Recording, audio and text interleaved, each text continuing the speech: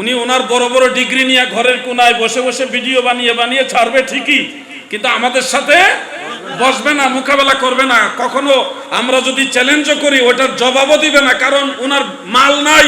যদি বসে একবার ইজ্জতের চাদর নিয়ে উঠে যেতে পারবে না, কারণ আমরা নিজের স্বার্থের জন্য কথা বলি না, আহলুস সুন্নাহ ওয়াল জামাতের জন্য, মাযহাবের স্বার্থে, ইমামদের স্বার্থে কথা বলি। দলিল ছাড়া কেউ বসলে উঠে যাওয়ার কোনো কায়দা। হানাফি মাযহাবের শ্রেষ্ঠত্বের বর্ণনার আলোকে মাযহাবের প্রয়োজনীয়তা, এই বিষয়টা বর্তমান যুগের সাথে অত্যন্ত প্রয়োজনীয় একটি বিষয়। বর্তমান প্রেক্ষাপটে মাযহাব নিয়ে আমাদের আলোচকদের বেশি বেশি আলোচনা করা প্রয়োজন। অন্যথায় প্রত্যেকটি মহল্লা এলাকায় বাতিল ফেরকা লা মাযহাবিরা প্রবেশ করে মুমিন মুসলমানদের আমল আখলাক সবই নষ্ট করে দিচ্ছে। এগুলি ইয়াহুদ এবং নাসারাদের চক্রান্ত। মুসলমানদেরকে বিভিন্নভাবে তারা বিভ্রান্ত করে।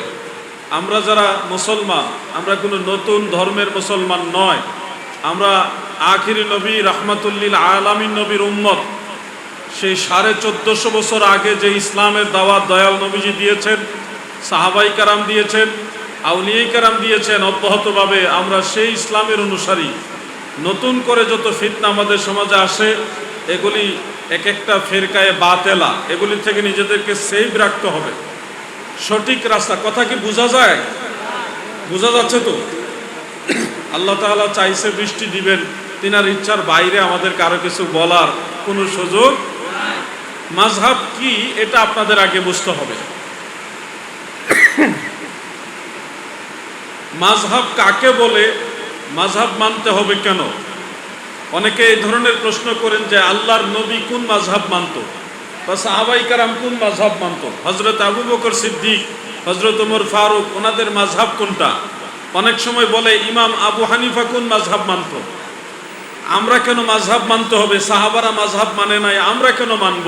এই ধরনের কথা আমাদের যুব সমাজে মাঝে প্রচার করা হয়, আর বোঝানো হয় যে মাযহাবের কোনো প্রয়োজন নাই। প্রিয় ভাই আমার, মনোযোগ দিয়ে শুনেন। মাযহাব কাকে বলে এটা যারা বুঝে না, তারাই মূলত এই ধরনের প্রশ্নগুলি থ্রো করে থাকে। মাযহাব শব্দের আবিধানিক অর্থ হলো পথ ও মত, আর ব্যাখ্যামূলক অর্থ হলো কোরআন ও সহিহ হাদিস সমূহ, রাসূল পাকের সকল হাদিস সমূহ গবেষণা করে নবীর যেই পথ, নবীর যেই মত, জান্নাতের যেই পথ, জান্নাতে যাওয়ার যে মত, কোরআন হাদিস গবেষণা করে আইম্মাই কেরাম আমাদের সামনে তুলে ধরেছেন, সেই পথ ও মতকে বলা হয় মাযহাব। সুবহানাল্লাহ বলেন। আপনারা আমাকে একটা প্রশ্নের উত্তর দেন, আপনারা কি জান্নাতের পথ ও মত জানার দরকার আছে কিনা? সবাই বলেন দরকার আছে কিনা? ওই জিনিসটাকে বলা হয় মাযহাব। নবীজিকে অনুসরণ কিভাবে করতে হবে, নবীজিকে মানতে হবে কিভাবে, এই পদ্ধতিটা ইমামরা কোরআন হাদিস গবেষণা করে আমাদের সামনে সহজ করে তুলে ধরেছেন। এই পদ্ধতিটাকে, এই নিয়ম যে একটা কানুনকে, এটাকে বলা হয় মাযহাব। যেমন আমরা ওযু করি, আপনারা বলুন ওযুর ফরজ কয়টি? 4টি। ওযুর ফরজ কয়টি? এছাড়া ওযুর সুন্নত আছে অনেকগুলো, 9টি, কেউ আরো বেশিও বলেছেন। তো এই যে ওযুর ফরজ, সুন্নত, মুস্তাহাব, অনেকগুলো আমল, এই সবগুলো কোন কোন হাদিসে আছে এগুলিকে আমাদের সবার জানা আছে? ওযুর সুন্নতের মধ্যে একটা হলো আঙ্গুল খিলাল করা, পায়ের আঙ্গুল, হাতের আঙ্গুল খিলাল করা, দাড়ি থাকলে দাড়ি খিলাল করা, এইভাবে খিলাল করা, এটা একটা সুন্নত। এখন আপনাকে যদি প্রশ্ন করা হয় এই যে দাড়ি খিলাল করা, আঙ্গুল খিলাল করা সুন্নত, এটা কোন হাদিসে আছে, আপনি এটা বলতে পারবেন না, কারণ আপনি ওই পর্যন্ত পড়ালেখা করেননি। তা আপনাকে কি করতে হবে? যারা এই ব্যাপারে গবেষণা করেছে, পড়ালেখা করেছে, জাননেওয়ালা আলেম যারা এই ব্যাপারে জ্ঞানী আলেম, তাদেরকে অনুসরণ করতে হবে। ওনারা কোরআন হাদিস গবেষণা করে আপনাকে বলবে ওযুর ফরজ 4টি, আর সুন্নত হলো 9টি বা ততোধিক, মুস্তাহাব 6টি বা ততোধিক, এইভাবে আপনাকে ব্যাখ্যা দিয়ে বুঝাবে। তো ওনারা এটা নিজের থেকে বলবেন না, কোরআন হাদিস গবেষণা করেই আপনাকে বলবে। এই যে আলেমদেরকে কোরআন হাদিস অনুসরণ করার জন্য অনুসরণ করা হয়, আলেমদেরকে মানা হয়, এই পদ্ধতিটাকেই বলা হয় মাযহাব। এটাকেই বলা হয় মাযহাব। এই মাযহাব যারা অমান্য করতে চায়, তারা বুখারী শরীফের হাদিসেরও দলিল দিতে পারবে না, বুখারী শরীফ, মুসলিম শরীফ, আবু দাউদ শরীফ, তিরমিজি শরীফ, নাসাই শরীফ, যত হাদিসের কিতাব আছে, কোনো কিতাব থেকে তারা দলিল দিতে পারবে না যদি মাযহাবকে অস্বীকার করে, অমান্য করে। ধরেন একজন ব্যক্তি বলল যারা মাযহাব মানে তারা কাফের, নাউজুবিল্লাহ। কেউ যদি বলে যে যারা মাযহাব মানে তারা মুদিল, পথভ্রষ্ট, জাহান্নামী, এরকম যদি মনে করে, তাহলে সে বুখারী শরীফ থেকে দলিল দিতে পারবে না। কেন পারবে না? বুখারী শরীফে যতগুলো হাদিস শরীফ আছে ৭,০০০ প্লাস, এই প্রত্যেকটা হাদিস শরীফ যারা বর্ণনা করেছেন, সাহাবীদের থেকে তাবেঈরা শুনেছেন, তাবেঈদের থেকে তাবেঈরা শুনেছেন, তিনাদের থেকে আবার অন্য কেউ শুনেছেন। এই যে হাদিসের একটা সিলসিলা, একটা সনদ, একটা শিকল, এই শিকলের ভিতরে বর্ণনাকারীদের মধ্যে যারা আছে তাদের মধ্যে মাযহাব যারা মানতো তারাই আছে। এখন যদি বলেন যারা মাযহাব মানে তারা কাফের, তারা জাহান্নামী, তাহলে বুখারী শরীফের হাদিস যারা বর্ণনা করছে তারাও তো মাযহাব মানেন না, তারা তো মাযহাব বিরোধী না, তারা মাযহাব মানতো। তাহলে যে লোকটা মাযহাব মানার কারণে কাফের হয়, তো বুখারী শরীফে এই লোকটা মাযহাব মেনে হাদিস বয়ান করছে, তার হাদিস আপনি নেবেন কিভাবে? কথা বুঝতেছেন আপনারা? এক লোক বলতেছে আমি মাযহাব মানি না, এটা মাযহাব মানা যাবে না, মাযহাব ইসলাম বিরোধী, ইত্যাদি ইত্যাদি। আবার ইমাম ইবনু হাজার আসকালানী রাহমাতুল্লাহ আলাইহির কিতাব থেকে, ফাতহুল বারী থেকে দলিল দিতেছে। অথচ ইমাম ইবনু হাজার আসকালানী রাহমাতুল্লাহ আলাইহি উনি নিজেও মাযহাব মানতেন। আপনি বলছেন মাযহাব মানাই যাবে না, আবার কিতাব থেকে দলিল দিচ্ছেন, যার কিতাব থেকে দলিল দিচ্ছেন তিনি আবার মাযহাব মানতো। তাহলে এটা কেমন দাবি হলো? আপনি বলছেন ইবনু কাসিরের মধ্যে আছে এই কথা, মাযহাব মানা যাবে না, এই কথা আপনি বলছেন, আবার ইবনু কাসিরের রেফারেন্স দিচ্ছেন। অথচ হাফেজ ইবনু কাসির রাহমাতুল্লাহ আলাইহি উনি মাযহাব মানতেন। আপনি বলছেন মাযহাব মানা যাবে না, দলিল দিতেছেন মুল্লা আলী কারির কিতাব থেকে, অথচ মুল্লা আলী কারি মাযহাব মানতো। আপনি বলতেছেন মাযহাব মানা যাবে না, দলিল দিতেছেন ইবনে তাইমিয়ার কিতাব থেকে, অথচ ইবনে তাইমিয়াও মাযহাব মানতো।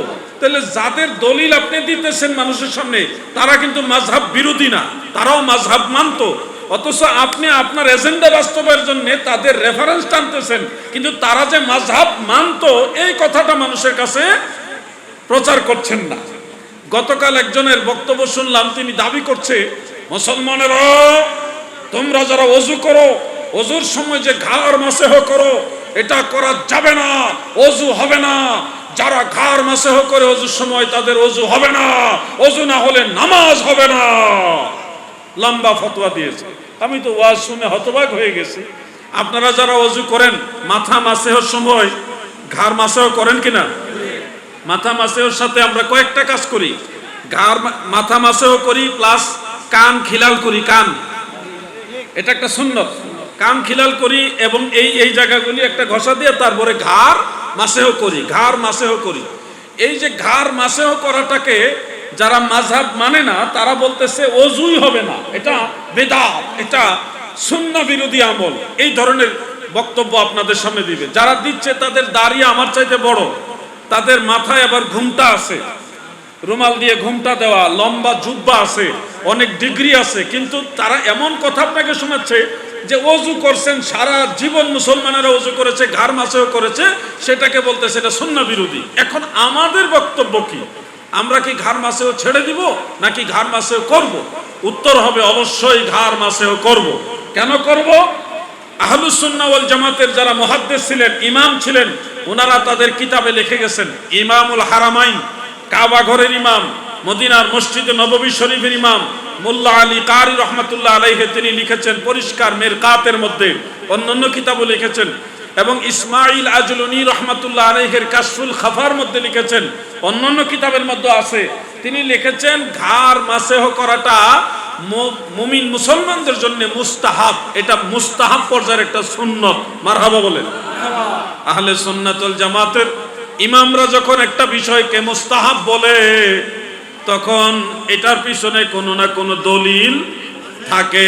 ও যুবক ভাই আমার, খেয়াল করে শুনেন, আপনাদের কাছে এই মেসেজগুলি বেশি আসবে। ঘাড় মাসেও করলে তারা বলে এটা জাল হাদিস নির্ভর কথা, এটা বিদআত। শুনেন, ঘাড় মাসেও সম্পর্কে অনেকগুলো হাদিস আছে, এর মধ্যে একটা হাদিস আছে যেটা জাল হাদিস। একটা হাদিস আছে কি? জাল হাদিস আছে। আমি অস্বীকার করছি না, এটা আমানতদারিতার সাথে বলছি। ঘাড় মাসেও সম্পর্কে অনেকগুলো হাদিস, এর মধ্যে একটা হাদিস হলো জাল হাদিস। একটা হাদিস কি? জাল হাদিস, কিন্তু ঘাড় মাসেও সম্পর্কে সহিহ হাদিসও আছে। আফসোসের বিষয় হলো আমাদের সেই ভাইয়েরা এই জায়গাটা গিয়ে খেয়ানত করে যে জাল হাদিসটা আপনাদেরকে শোনা, কিন্তু আল হাদিসটা শোনায় না। এটা কেমন আমানতদারিতা? আলেমদের কাজ তো এটা নয়। সত্য গোপন করে রাখা তো আলেমদের কাজ নয়।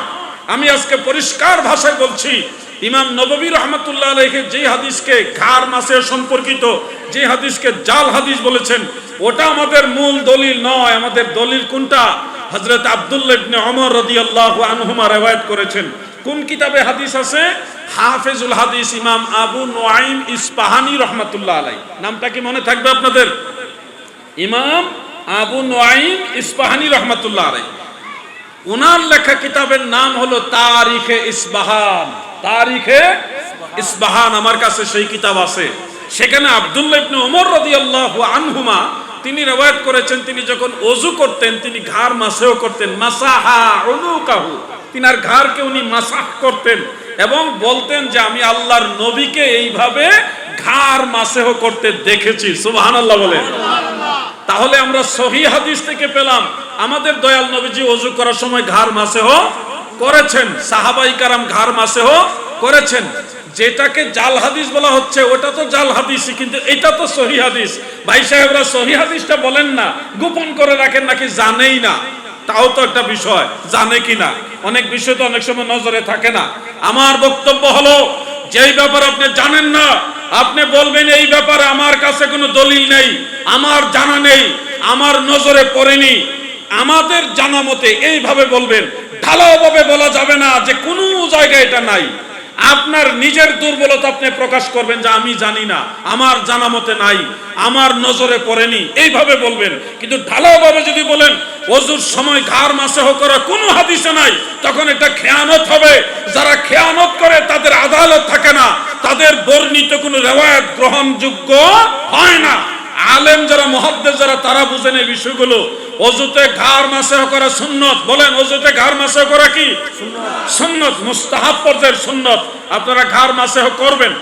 ওই লম্বা লম্বা দাড়িওয়ালা হঠাৎ শায়েখ যারা, এই এরা এসে হঠাৎ করে বলবে ঘাড় মাসেহ করা যাবে না, এরা ধোঁকাবাজ, এদের কোনো দলিল নাই। এরা বলবে না যে অমুক কিতাবে লেখা আছে এটা বিদআত, ওইভাবে বলবে না, দলিল দিয়ে বলবে না, আন্দাজে আপনাকে বলবে বিদআত। মানে কিতাবুল আন্দাজ, কিতাবুল আন্দাজ। এই জন্য আমল ছেড়ে দিবেন না। আমাদের তুফাজ্জল হোসেন ভৈরবী সাহেব এটা গজল বলতেন, আমল করো নামাজ রোজা কায়েম করো সুন্নিয়াত, আমল করো নামাজ রোজা কায়েম করো সুন্নিয়াত, জিন্দাবাদ জিন্দাবাদ নবীর সেনা, জিন্দাবাদ জিন্দাবাদ জিন্দাবাদ নবীর সেনা। আমার ভাইয়েরা, আমার সাবজেক্টটাই হলো যুগ উপযোগী একটা সাবজেক্ট। এটা মনোযোগ না দিলে আপনারা বুঝবেন না মাযহাবের বিষয়। যারা শিক্ষিত তাদের জন্য এটা বেশি দরকার, একটু স্টাডি করে যারা তাদের জন্য দরকার।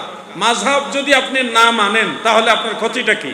ক্ষতিটা হলো যারা লা মাযহাবী তাদের কথা মোতাবেক ঘাড় মাসেহ বাদ দিয়ে দিবেন। তাহলে নবীর সুন্নত বাদ দিয়ে দেওয়া ভালো না আমল করা ভালো?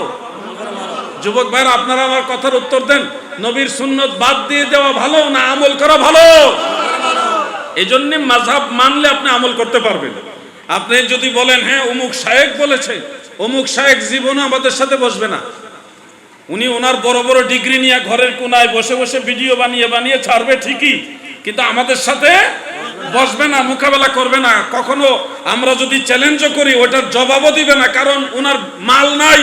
যদি বসে একবার ইজ্জতের চাদর নিয়ে উঠে যেতে পারবে না, কারণ আমরা নিজের স্বার্থের জন্য কথা বলি না, আহলুস সুন্নাহ ওয়াল জামাতের জন্য, মাযহাবের স্বার্থে, ইমামদের স্বার্থে কথা বলি। দলিল ছাড়া কেউ বসলে উঠে যাওয়ার কোনো কায়দা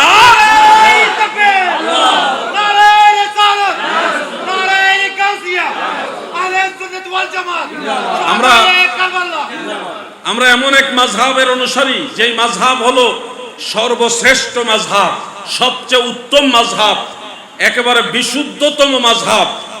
কেন এতগুলো বিশেষণ যুক্ত করলাম? সর্বশ্রেষ্ঠ বললাম, বিশুদ্ধ, অধিক বিশুদ্ধ বললাম, সবচেয়ে উত্তম বললাম, কারণ আছে। আমাদের মাযহাবের ইমাম যিনি, উনি একটা মতে 6 জন সাহাবীকে দেখেছেন। সাহাবী মানে কারা জানেন? আল্লাহর রাসূলের দরবারে যারা বসেছেন, নবীজিকে ঈমানের সাথে দেখেছেন। মান লাকিয়ান নাবিয়্যা সাল্লাল্লাহু আলাইহি ওয়াসাল্লাম ঈমানান ওয়া মাতা আলাল ইসলাম ফাহুয়া সাহাবী। এমন সাহাবীদেরকে দেখেছে যারা দরবারে নববীর সদস্য, 6 জন সাহাবী, অন্য বর্ণনা মোতাবেক আরো বেশি সংখ্যক সাহাবীর কথাও পাওয়া যায়, যাদের কাছ থেকে আমাদের মাযহাবের ইমাম হাদিস শিখেছেন, মাসআলা মাসাইল শিখেছেন, যেটা অন্য কোনো মাযহাবের ইমামরা পারে নাই, কারণ ওনাদের জন্মই হয়েছে আরো পরে। যেদিন ইমাম আবু হানিফা রহমাতুল্লাহ আলাইহি ইন্তেকাল করেছেন, ওই দিন ইমাম শাফিঈ রহমাতুল্লাহ আলাইহির জন্ম। তার মানে সব ইমামদের আগে আমাদের ইমামের অবস্থান। তিনি নবীর সাহাবীদের কাছ থেকে মাসালা শিখেছে। মারহাবা বলেন। এরপরে তিনি 99 বার আল্লাহ তাআলাকে অন্তরচক্ষু দ্বারা দেখেছেন। কতবার? ফতোয়া শামীর মুকদ্দমার মধ্যে এটা উল্লেখ আছে। কতবার দেখেছে? 99 বার আল্লাহ তাআলাকে দেখেছে। ইমাম আজম আবু হানিফা রাহমাতুল্লাহ আলাইহি সম্পর্কে আমার নবীজি ভবিষ্যৎবাণী করে গেছেন। সহিহ মুসলিমের মধ্যে হাদিস আছে, অন্যান্য কিতাবও আছে। একটা তারা আছে, এটাকে বলা হয় সুরাইয়া তারকা। সুরাইয়া তারকাটা দেখতে অনেক ছোট এবং অনেক দূরে বোঝা যায়। আমার দয়াল নবীজি বলেছে, হে আমার সাহাবারা শোনো, যদি দ্বীন ইসলাম সুরাইয়া নামক তারকার কাছেও চলে যায়, পৃথিবী থেকে সুরাইয়া নামক তারকার কাছেও যদি দ্বীন ইসলাম চলে যায়, পারস্যের এক সন্তান, কোন হাদিসে একাধিক সন্তানের কথা আছে, পারস্যের ওই সন্তানরা সুরাইয়া তারকার কাছ থেকে দ্বীন ইসলাম উদ্ধার করে এই জমিনে পুনরায় প্রতিষ্ঠিত করবে। সুবহানাল্লাহ বলে।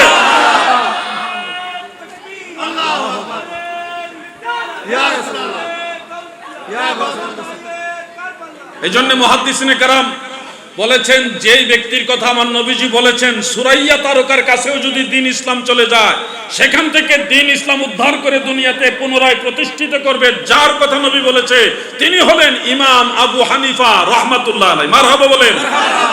এমন একজন ইমাম আমরা পেয়েছি, যিনি এক নাগাতার 40 বছর এশারের নামাজের ওযু দিয়ে ফজরের নামাজ আদায় করেছে। তারিখে বাগদাদ কিতাবের মধ্যে খতিবে বাগদাদি রহমাতুল্লাহ আলাইহি সনদ সহকারে কথাটা উল্লেখ করেছেন। বিভিন্ন ছাত্ররা, তিনারা ইমাম আবু হানিফার সহবতে যারা ছিলেন, তারা বলেছেন, আমি অত বছর ছিলাম। এমনকি এই বর্ণনা বলেছে, আমি এক নাগাতার 40 বছর ইমাম আবু হানিফার সহবতে ছিলাম। তিনি এশারের নামাজের ওযু দিয়ে ফজরের নামাজ আদায় করতেন। এই বর্ণনা আছে। কত বড় বিষয় এটা, খামখেয়ালি করার বিষয় না। এশারের ওযু দিয়ে ফজরের নামাজ একটানা কত বছর? 40 বছর। আপনারা হয়তো শুনতে একটু ব্যতিক্রম লাগবে, কিভাবে সম্ভব? ভাই, আমার দ্বারা আপনার দ্বারা যেটা সম্ভব না, ওইটা আল্লাহর খাস বান্দা যারা, তাদের দ্বারা সম্ভব। আমাকে দিয়ে যদি সবাইকে বিচার করি তাহলে হবে না ভাই।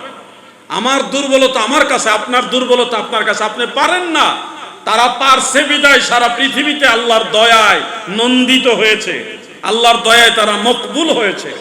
হ্যাঁ, আপনি বলবেন ইমাম আবু হানিফা উনি এটা কিভাবে করলেন? রাত্রেবেলা তো ঘুমানো সুন্নত, রাতের বেলা একটু ঘুমানো সুন্নত, তো উনি কি সুন্নতের বিরোধী ছিলেন? এই প্রশ্নটা যদি আপনি করেন, আমি বলবো ভাই, রাতের বেলায় ঘুমানো সুন্নত, এটা যেমন হাদিসে আছে, আবার দয়াল নবীজি সাহাবাই কেরাম সারা রাত না ঘুমিয়ে ইবাদত করেছে, ওটাও সহিহ হাদিসে আছে। আপনি এক হাদিস পড়ছেন আর এক হাদিস পড়েন না, এই জন্য ঝামেলা বেজে গেছে। আপনি বলতেছেন নবীজি রাত্রেবেলা বিশ্রাম নিছে, সহিহ হাদিস আছে, আমরাও সেই হাদিস পড়ছি, ইমাম আবু হানিফাও সেই হাদিস পড়েছে, কিন্তু আরো অনেক হাদিস আছে যেখানে উল্লেখ আল্লাহর রাসূল সাল্লাল্লাহু আলাইহি সাল্লাম, সাহাবাই কেরাম ওনারা সারা রাত জেগে ইবাদত করেছেন। ভাই সাহেব, ওই হাদিস আপনার নলেজে? আমার ভাইয়েরা গো, প্রশ্ন তুলবেন, উনি কি স্ত্রীকে সময় দেননি, স্ত্রীর হক আদায় করেননি? যদি করে থাকেন তাহলে এশারের ওযু দ্বারা ফজরের নামাজ আদায় করা কিভাবে সম্ভব হয়? ভাই আমার, আপনি যদি এই প্রশ্ন করেন তাহলে আমি বলবো এটা একটা শিশু সুলভ প্রশ্ন। যাদের জ্ঞান আকল বুদ্ধি কম, তাদের একটা প্রশ্ন, স্ত্রীর হক এটা যে কোনো সময় আদায় করার সুযোগ আছে, কিন্তু দয়াল নবীজি যখন এশারের নামাজের পরে ইবাদতে মশগুল হয়ে যেতেন, ফজরের নামাজ ওই একই ওযু দিয়ে আদায় করতেন, তার মানে কি এই যে নবীজি স্ত্রীর হক আদায় করেননি এরকম অর্থ নাকি? এই অর্থ তো না। নবীজি রাসূল আকরাম সাল্লাল্লাহু আলাইহি সাল্লাম স্ত্রীর হক আদায় করেছেন, মহান রবের ইবাদতও করেছেন, উম্মতকে শিক্ষা দিয়ে গেছেন। সাহাবায়ে কেরাম অনুরূপ, ইমাম আবু হানিফা সেম। কিছু বিষয় আছে আপনার আকলের মধ্যে দুর্বলতা থাকার কারণে আপনি বুঝেন না। ইমাম আবু হানিফা এমন একজন ব্যক্তি যাকে ইমামে আজম বলা হতো, মহান ইমাম বলা হতো, বড় ইমাম বলা হতো। কে বলতো? অন্য মাযহাবের ইমামরা বলতো, অন্য মাযহাবের ইমামরা বলতে এমন একজন ইমাম তিনি, যাকে ইমামে আজম বলার মূল কারণ হলো ইমাম শাফিঈ রাহমাতুল্লাহ আলাইহি বলেন, পৃথিবীর যত ইমাম আছে সমস্ত ইমামরা মুজতাহিদরা ইমাম আবু হানিফার ছাত্র সমতুল্য। সুবহানাল্লাহ বলেন। আমরা সেই ইমাম আবু হানিফা রাহমাতুল্লাহ আলাইহির মাযহাবের অনুসারী। একটা মাসআলা বলি, তাহলে বুঝবেন ওনার মাযহাবকে কেন সর্বোত্তম বললাম, সর্বশ্রেষ্ঠ বললাম।